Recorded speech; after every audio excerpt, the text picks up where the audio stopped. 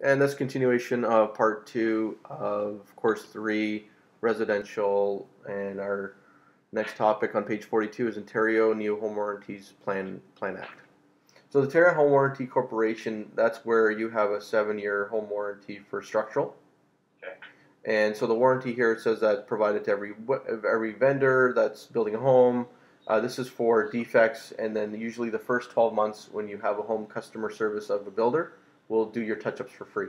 So it says it's free from major structural defects and subject to other warranties provided, whatever the case is. So the actual warranty protection is the maximum coverage on each home or condominium is $300,000 is the maximum.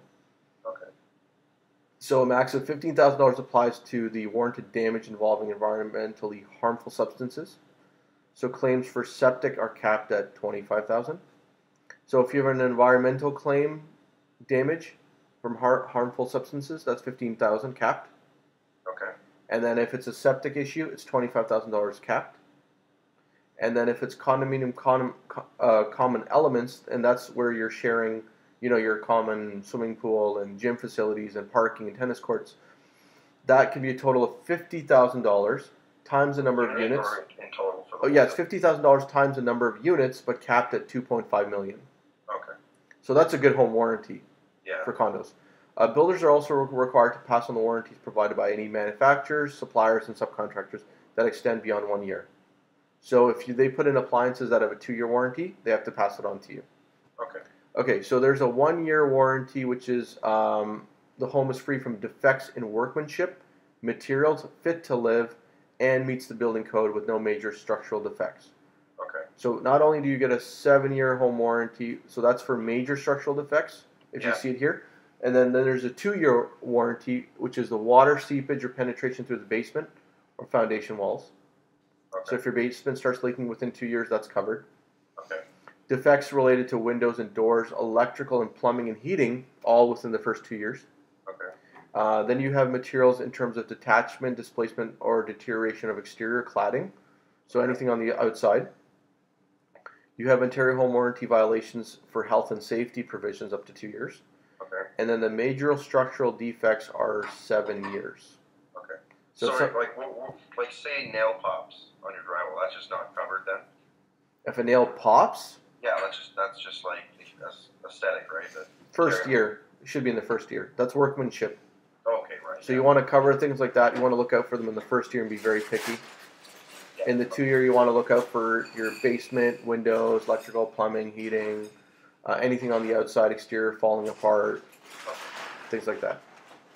And if it's major structural, like the ground starts shifting or something wasn't done right, there was a defect when the building materials came in or the cement wasn't proper quality and it's causing lots of other issues, then that falls in the 7-year home warranty. Okay. All right, let's look at some exclusions. The warranty coverage excludes damage caused by improper maintenance, like dampness or condensation caused by failure to maintain the ventilation or humidifier or moisture producing appliances. So those could be all things that are caused. Alterations, deletions, additions made by the homeowner. So if you're altering or adding or deleting things that were there in a place for a certain reason, and now you're avoiding some of the warranty. Okay. And a secondary damage caused by defects under warranty is the defects are covered, but any personal property damaged by defects are not covered. Okay. Okay, so if there's something happens and it leads to something else, but your personal item's not covered because you have homeowners insurance, which your content insurance is supposed to cover that. Okay. Okay, so you can remember that part. Yeah.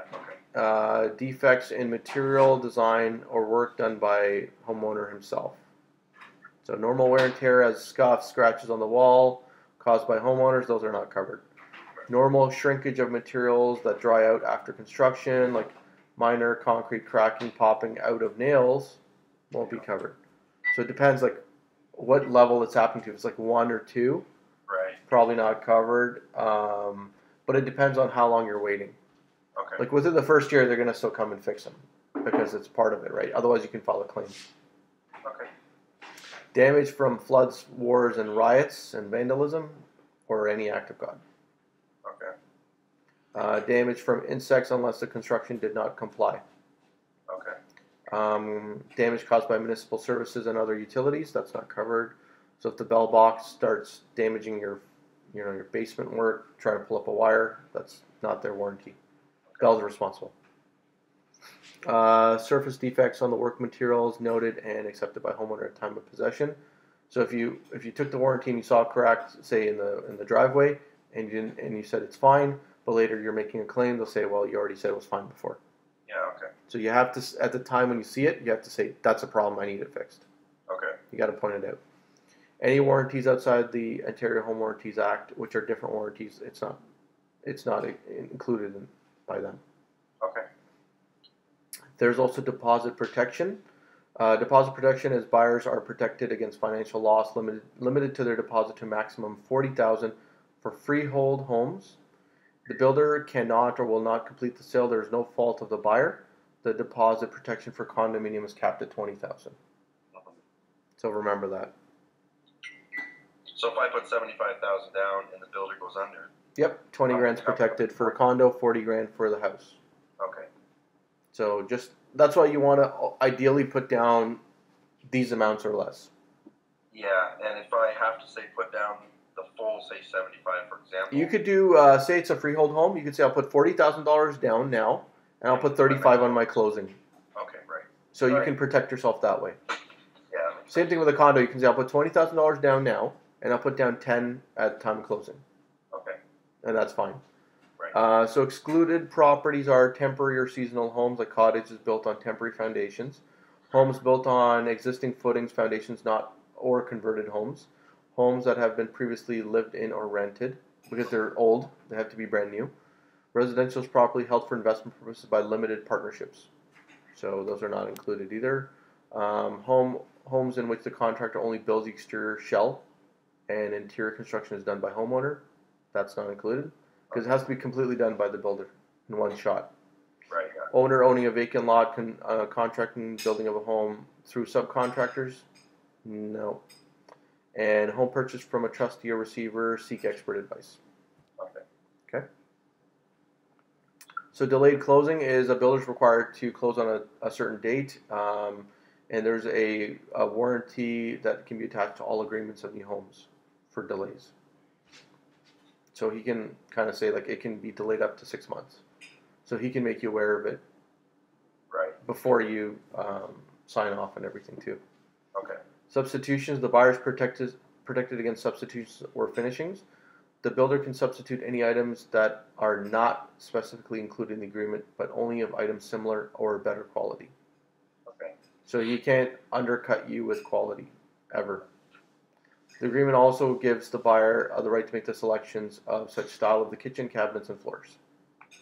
So you have the right to do that. So they can't say you have to take this or not.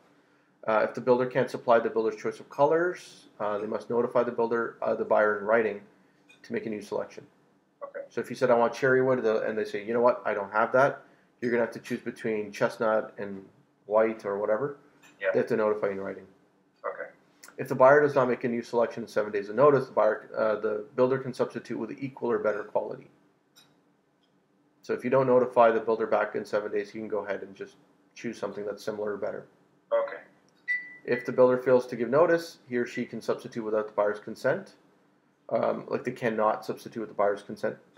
So if they do, the buyer can ask the builder to change the original selection, or cash settlement can be received. Okay. Either one. And there's something called a warranty certificate, or a PDI. This is what's done pre-delivery inspection when you get the keys for the first time of the new home. Yeah. After it's built.